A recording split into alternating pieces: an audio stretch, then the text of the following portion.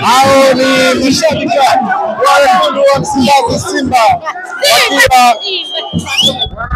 wakiwa hapa katika viwanja vya Mbagala Sakina baada ya klabu yao kutinga hatua ya finali ya kombe la shirikisho mara nyingine tena tangu pale mwaka 1993 na hatimaye kwa mara nyingine tena wakiwa wanaburudika.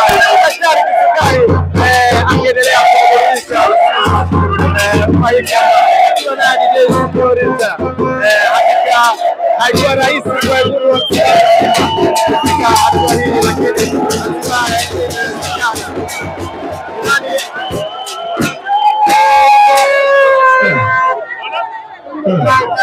hakika ni furaha kwa kila mwanasimba ambaye amefika hapa katika viwanja vya Zakina. Ni furaha kwa kila mwanasimba ambaye yuko sehemu mbalimbali za Tanzania. Hii ni historia imeandikwa.